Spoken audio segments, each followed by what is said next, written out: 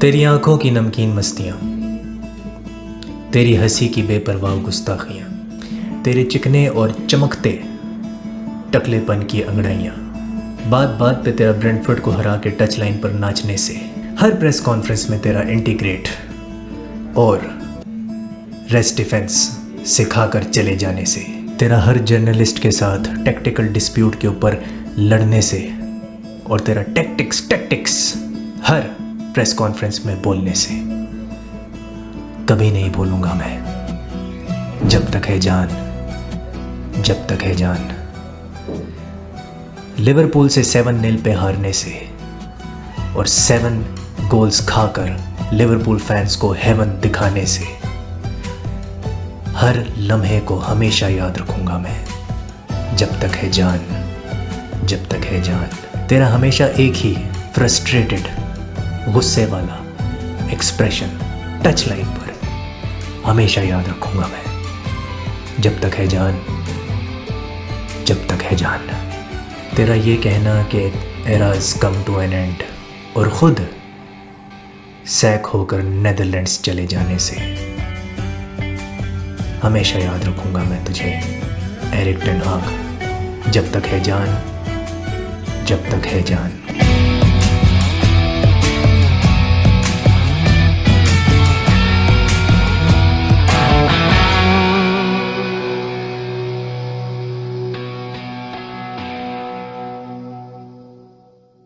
दोस्तों, मेहरबानों, कदरदानों, क्या हाल है? तो आज हम बात करने आए हैं एक लेजेंड की जिसका नाम है एरिक टेन हाग, जिसको ऑब्वियसली सैक कर दिया गया और बहुत जल्दी सैक कर दिया गया। मुझे लग रहा था दिसंबर तक ये जो बंदा है ये रुक जाएगा और ये कोई कसर नहीं छोड़ेगा मकसद को पूरा करने में, जो कि था मैनचेस्टर यूनाइटेड को रेलीगेट करवाना। वो था मकसद नहीं भूलना। लेकिन हुआ कुछ ऐसा कि सर जिम रैटक्लिफ और इनियोस जो है उनकी, आप कह सकते हैं थोड़ी सी ना, उन्होंने कहा भाई कि हमारी अब बस हो चुकी है, अब तुम जाओ, हम कुछ नहीं कर सकते। तुम वेस्ट हैम से हार रहे हो, लेपेटेग्वी से हार रहे हो भाई, और तुम उस वेस्ट हैम से हार रहे हो जिनके पास उनका बेस्ट प्लेयर यानी कि कूडोस भी नहीं है, ठीक है, फुल क्रुक नहीं है उनके पास, उनसे तुम हार रहे हो। There is absolutely no doubt कि वो जो पेनल्टी मैनचेस्टर यूनाइटेड को मिली थी वो बिल्कुल गलत थी और वो उनको कभी भी नहीं मिलनी चाहिए थी। Never, that penalty should have never been given, but the performance was absolutely shambolic. यानी कि कैज़मीरो ने वो गोल मारा, उसने वो इक्वलाइज़र किया, उसके बाद भी आप मोमेंटम नहीं पकड़ पा रहे हो, उसके बाद भी आपके पास मोमेंटम नहीं आया, ठीक है, मैंने मैच देखा है। तो this is what should have been done. As a Liverpool fan मुझे बहुत दुख है कि एरिक टेन हाग जो है वो जा रहा है। मैं तो चाहता हूँ मैनचेस्टर यूनाइटेड अगले 35 साल तक टाइटल ना जीते, मैं उनसे इतनी नफरत करता हूँ। They are the most hideous club I have ever seen in my life and I will hate them always. लेकिन कोई नहीं, एरिक टेन हाग को मैं बेस्ट ऑफ लक कहना चाहता हूँ। मेरी नज़रों में वो एक लेजेंड है। He did his job, he destroyed Manchester United and may that continue with Gareth Southgate. आगे बढ़ते हैं और अगला जो मैं बात करने वाला हूँ वो ये है कि रॉड्री 2006 में, दोस्तों 2006 में कौन जीता था बैलन डी'ओर? बैलन डी'ओर जीता था कैनावारो, जो कि एक सेंटर बैक था और इटली के साथ वो वर्ल्ड कप जीता था। रॉड्री एक, अगर विनीशियस जूनियर से कंपेयर करो या जूड बेलिंगम से कंपेयर करो, उसकी उतनी पीआर नहीं है और वो एक डिफेंसिव माइंडेड प्लेयर है, डिफेंसिव मिडफील्डर है। Obviously he is not known for scoring goals, even though उसने बहुत से इंपॉर्टेंट गोल्स मारे हैं स्पेन के लिए, मैनचेस्टर सिटी के लिए। प्रीमियर लीग उसने जीता और FA कप में वो रनर अप आया था पिछली दफ़ा। मैनचेस्टर यूनाइटेड, एरिक टेन हाग द लेजेंड ने जितवाया था FA कप सिटी के ख़िलाफ़, और साथ में वो स्पेन के साथ यूरोज जीता था।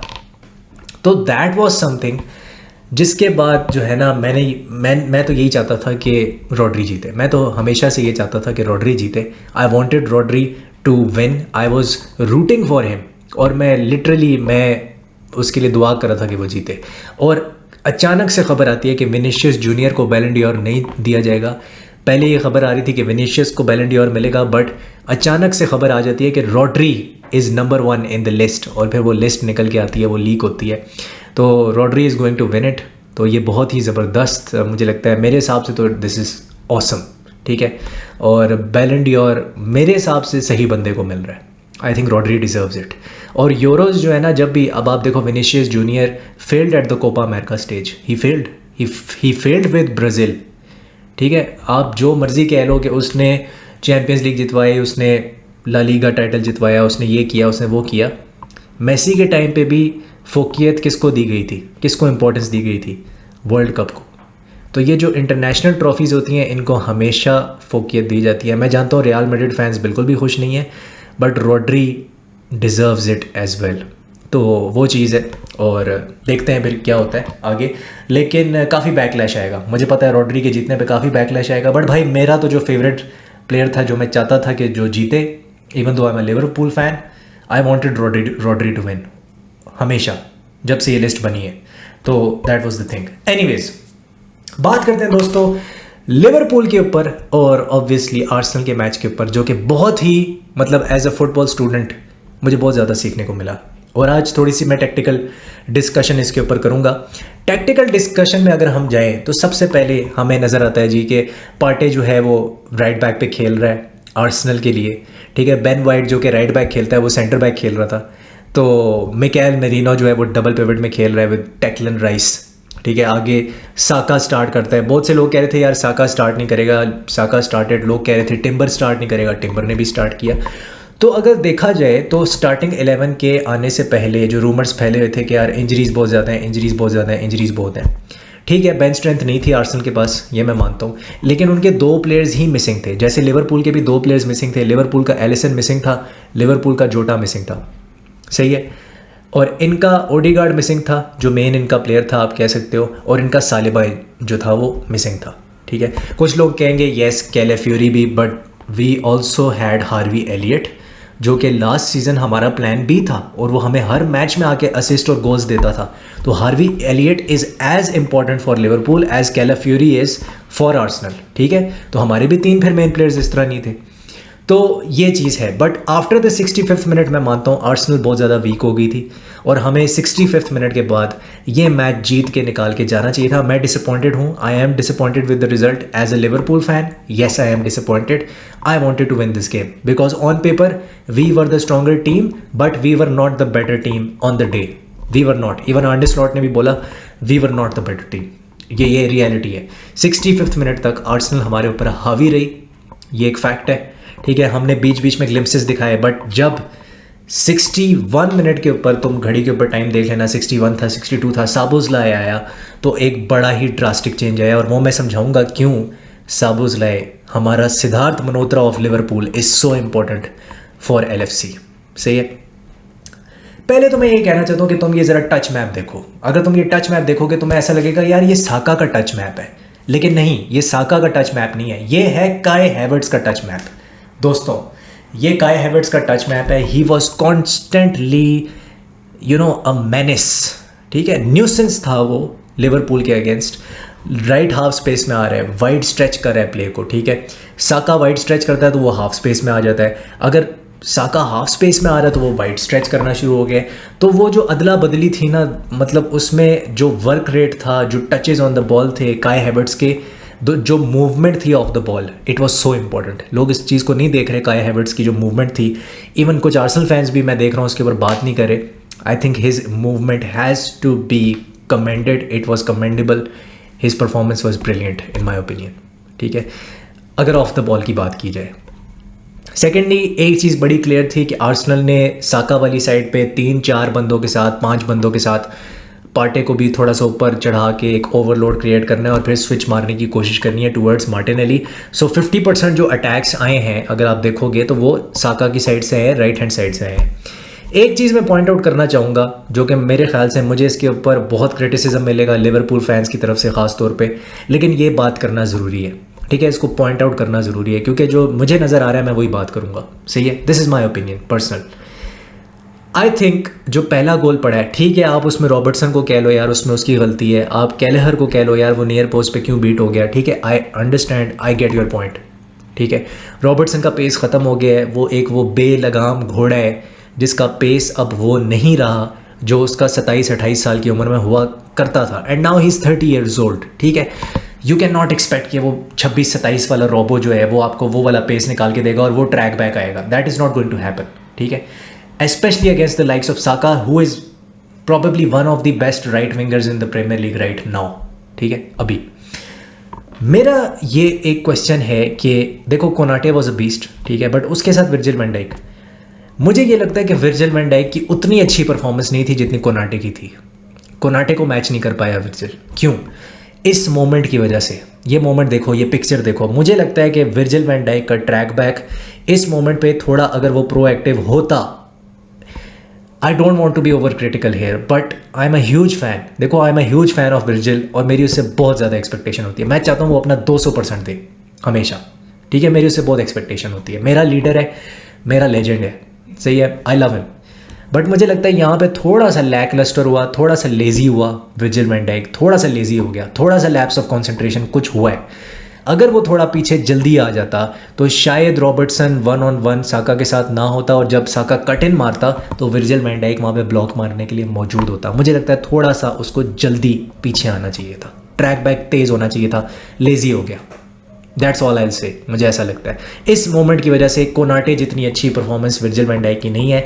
His positioning is always good, we take it for granted, but यहाँ पे थोड़ा सा हमें मानना पड़ेगा विर्जिल चूक गया थोड़ा सा। एंड ही इज़ माई, मतलब आई लव हिम, ठीक है, nothing against him, I love him, but यहाँ पे उस तरह का ट्रैक बैक नहीं था जैसे मैं विर्जिल से एक्सपेक्ट करता हूँ। मैं ट्रेंट अलेक्जेंडर आर्नल्ड पे मैं बात करना चाहता हूँ। फर्स्ट हाफ में स्टैट है कि भाई 59% ट्रेंट अलेक्जेंडर आर्नल्ड की क्या है, पासिंग एक्यूरेसी है, 59%। 90 मिनट्स के बाद उसकी पासिंग एक्यूरेसी तकरीबन 70-72% बनती है, ठीक है। 59% in the first half is absolutely pathetic by the standards of Trent Alexander Arnold. भाई उसकी जो पासिंग एक्यूरेसी होती है वो 90 पे होती है थ्रू आउट द गेम, ठीक है, बात समझ रहे हो। ये उस लेवल पे उसने परफॉर्म नहीं किया, उसके बहुत से पासेज एस्ट्रे गए हैं और स्टैट्स उस चीज़ को प्रूव करते हैं। तो आई थिंक ट्रेंट की वो परफॉर्मेंस नहीं थी जो हमने देखा। येस, उसने एक बहुत ज़बरदस्त की पास निकाला जो कि आप कह सकते हो डार्विन नूनेज ने वहाँ पे अपनी कामनेस भी शो की, असिस्ट प्रोवाइड की सलाह को, लेकिन वो जो की पास था सम्पचुअस था by Trent, sumptuous, I love it. लेकिन ओवरऑल परफॉर्मेंस आप भी मानोगे ट्रेंट की वो परफॉर्मेंस नहीं थी इस वाले मैच में।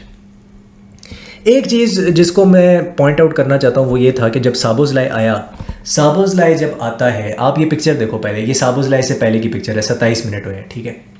यहाँ पे तुम देखोगे कि सला बहुत ज़्यादा नैरो है, सला इज़ एक्सट्रीमली नैरो, ठीक है, और वो डार्विन नूनेज के मतलब अंदर ही घुसा हुआ है एक तरह से, ठीक है। कर्टिस जोन्स बहुत डीप आया हुआ है, ठीक है, वो between the lines half spaces के अंदर नहीं जा रहा, वो उसको हाफ स्पेसेस में होना चाहिए बट वो बहुत डीप आया हुआ है। He should be in those half spaces, ठीक है, जहाँ पे साबोज़लाई मंडरा रहा होता है, राइट हाफ स्पेस में, लेफ्ट हाफ स्पेस में, उधर होना चाहिए। और सला को थोड़ा सा फ्रीडम प्रोवाइड करना चाहिए था कि वो वाइड भी जा सके, वो वाइड नहीं जा पा रहा था फर्स्ट हाफ में, वो बिल्कुल सेंट्रल में क्लॉग हो गया था और गैब्रियल उसको आराम से मार्क कर रहा है, कोई प्रॉब्लम ही नहीं है, तो वाइड नहीं जा पा रहा था सला नैरो आ रहा था, कट इन करता था, गैब्रियल पकड़ लेता था उसे, ठीक है, क्योंकि बड़ा क्लोज उसको मैन मार्क किया हुआ था। साबोज़लाई के आने से जो डिफरेंस आया वो ये आया कि हमारे प्लेयर्स को स्पेस मिला, उसने स्पेस क्रिएट किया अपने टीममेट्स के लिए, दूसरों के लिए, ठीक है। कैसे उसने किया ये कि पहले तो अगर तुम ये पिक्चर देखोगे यहाँ पे वो 2-3 बंदों से निकल जाता है, पास भी उसको अच्छा मिलता है, नो डाउट, पीछे से अच्छा पास आता है, लेकिन वो 2-3 बंदों से निकल जाता है और फिर वो आगे वर्टिकल पासेस देना शुरू हो जाता है और अपनी सब्स्टिट्यूशन के 2 मिनट के बाद वो नियर पोस्ट के ऊपर जाके अटैक कर रहा है, ठीक है, नियर पोस्ट के ऊपर जाके ही इज़ अटैकिंग। तो ये एक बड़ा ही आपको नज़र आ रहा था कि वो न्यूसेंस क्रिएट कर रहा था, वो एक एक्स फैक्टर लेके आ रहा था, वो अटैक्स बनाने की कोशिश कर रहा था, वर्टिकल पासेस निकल रहे थे। उससे पहले हमारी वर्टिकल पास नहीं निकल रहे थे when Szoboszlai was not on the pitch. Curtis Jones वो काम नहीं कर पा रहा था, डर्टी वर्क कर रहा था मैकेलिस्टर सारा डर्टी वर्क कर रहा है, वो भी नहीं मतलब हाफ स्पेसेस में घुस पा रहा। तो हमारे जो मिडफील्डर थे वो कंट्रोल तो चलो कुछ हद तक कर रहे थे बट वो वर्टिकल पासेस नहीं निकाल पा रहे थे और आर्सेनल आराम से हमारे मैकेलिस्टर पे, कर्टिस जोन्स पे, ग्रेवेनबर्च पे 2-2 बंदे आराम से चढ़ रहे थे, ठीक है, क्योंकि वो बॉक्स मिडफील्ड के साथ खेलते हैं, वी नो दिस। और डेक्लन राइस भी कभी कभी हाफ स्पेसेस में, लेफ्ट हाफ स्पेस में घुस रहा होता है, ठीक है। अगर काई हैवर्ट्स एक हाफ स्पेस में, बीच में ट्रोसार्ड जो है वो सेंटर फॉरवर्ड है, तो डेक्लन राइस कोशिश करेगा कि वो लेफ्ट हाफ स्पेस में अटैक करने की कोशिश करे, या मिकेल मरीनो कोशिश करेगा कि वो लेफ्ट हाफ स्पेस में जाए, ठीक है, तो वो कोशिश करते हैं इस तरह की। पार्टे जो था वो इंटीरियर आ रहा था बॉक्स बनाने के लिए, ही वॉज ट्राइंग कि यार थोड़ा सा इंटीरियर आता हूँ, और फिर वो वापस ट्रैक बैक भी कर रहा था, स्पेशली इन टर्म्स ऑफ जब उसको पता होता था कि यार यहाँ से लुइस डियाज आने वाला है, और वो तकरीबन सारे एरियल ड्यूज जीत रहा था अगेंस्ट लुइस डियाज। एक बात मैं करना चाहता हूँ साका के ऊपर, साका ये जो शॉट ले रहा है ना, अगर वो चाहता तो वो थियरी ऑनरी की तरफ फार पोस्ट पे ना इस गोल को बरी कर सकता था। He could have buried it like Thierry Henry. Thierry Henry हमेशा यही करते थे, फार पोस्ट पे बरी करते थे, लेकिन साका ने हमेशा, तुम देखना 80% ऑफ द टाइम्स वो रूफ ऑफ द नेट की तरफ जाता है और वो नियर पोस्ट पे जाता है। जब भी वो ऐसी सिचुएशन में होता है वो कट इन मारता है एकदम से, हमेशा ये करता है वो, 80% ऐसे ही करता है।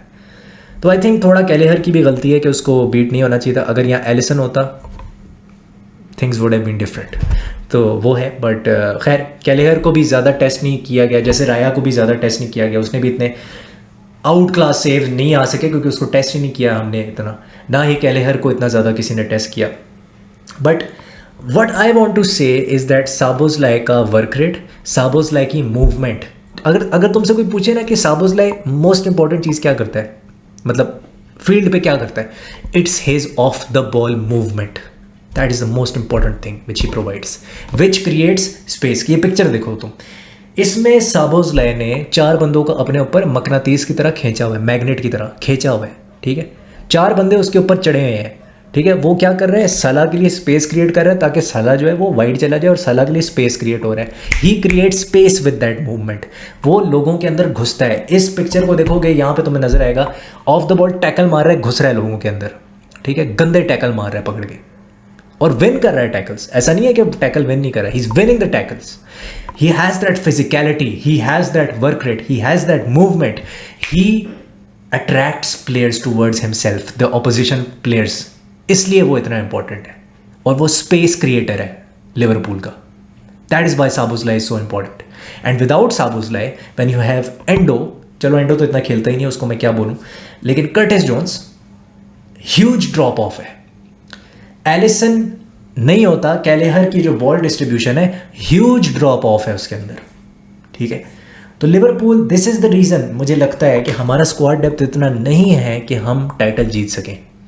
I think we can finish top 3, okay fine, but we cannot win the the title.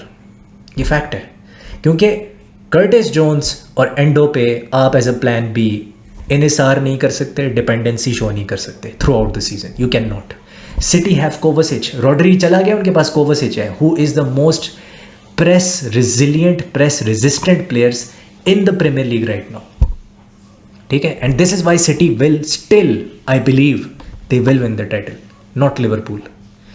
तो ये वो रीज़न है जिसकी वजह से मुझे लगता है कि ड्रॉ भी हुआ है। एक छोटी सी मैं बात करना चाहूँगा dark arts of Mikel Arteta पे, ये बड़ा इंपॉर्टेंट है इस पे बात करना। I feel truly Mikel Arteta ने जो एक बनाया ना, एक हवा बना दी है कि भाई सेट पीसेस के ऊपर वी आर द डीमेंस, हम तुम्हें खा जाएंगे सेट पीस पे।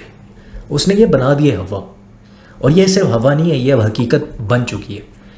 तुम ये सेट पीस देखोगे जिधर मिकेल मरीनो ने गोल मारा है, इससे पहले भी उसको इसी तरह की मोमेंट पे, इसी तरह की फ्री किक पे चांस मिलता है, वो मिस कर देता है, दूसरे पे गोल मार देता है। डेक्लन राइस की डिलीवरी 6 यार्ड बॉक्स के ऊपर फार पोस्ट पे इतनी परफेक्ट डिलीवरी देता है डेक्लन राइस, इतनी परफेक्ट डिलीवरी, दोनों बार उसने परफेक्ट डिलीवरीज दी थी, to be honest with you. पहले तो मिकेल मरीनो ने हक दिया, लेकिन तुम देखो ये डार्क आर्ट्स क्यों है ये डार्क आर्ट्स। पहले फार पोस्ट पे आते हैं उनके प्लेयर्स, आर्सेनल के प्लेयर्स आते हैं पहले फार पोस्ट पे, ठीक है, जब फ्री किक लेने लगे ना, उससे लेने से थोड़ा पहले, फिर वो जो गैप्स होते हैं ना उसके अंदर जाने की कोशिश करते हैं, जो गैप्स होते हैं फ्री किक के गैप्स में जा रहे हैं। उसके बाद वो क्या करेंगे, वो डिफेंडर्स के अंदर घुसेंगे, ऐसे डिफेंडर के अंदर घुसेंगे पहले, ठीक है, they will go inside the defenders, और जैसे ही बॉल टच करेगी ना डेक्लन राइस के फुट से, वो एकदम से टर्न मार के they will go towards the goal, ठीक है। ये जो टर्न है ना, this is why they never get of side, you cannot not catch them in an of side trap, specially on a set piece, you cannot not. And these are the dark arts of Mikel Arteta on the set piece, तुम नहीं पकड़ सकते इनको। तो हमने भी गोल खाया, हम भी उसी डार्क आर्ट्स का शिकार हुए, and Liverpool could not stop them. But I think हम बेटर डिफेंडिंग कर सकते थे। कोई भी मैन मार्क नहीं कर रहा मिकेल मरीनो को, आप देखोगे कोई मैन मार्क नहीं कर रहा लिवरपूल का प्लेयर मिकेल मरीनो को वहाँ पे, nobody is man marking. तो ये वो चीज़ें हैं जिनका हमें मेरे ख्याल से ख्याल रखना पड़ेगा। I think we need a disruptor, I still think we need a disruptor, ताकि मैकेलिस्टर को हाफ स्पेसेस में जाने का मौका मिले और वो ज़्यादा अटैक कर सके। मैकेलिस्टर अटैक नहीं कर पा रहा, उसकी जो अटैकिंग प्रोवेस है हम उसका इस्तेमाल नहीं कर पा रहे, वो मिनिमलाइज हो गई है उसकी अटैकिंग प्रोवेस।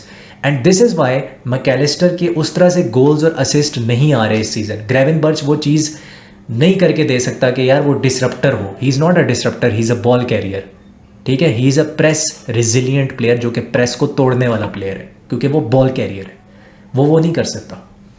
तो आई थिंक डर्टी वर्क जो है वो मैकेलिस्टर को ही करना पड़ेगा, और अगर वो डर्टी वर्क करता रहेगा तो वो अटैक कब करेगा। तो ये वो चीज़ें, वो पॉइंट्स हैं जो मैंने लिखे भी थे और मैंने सोचा भी था इनके बारे में। तो आप लोग ज़रूर मुझे बताना कि आपको क्या लगता है आर्सेनल और लिवरपूल के मैच में, कैसा रहा ये match, and what were your thoughts. Let me know in the comment section. I will see you soon, take care, हस्ता ला विस्ता।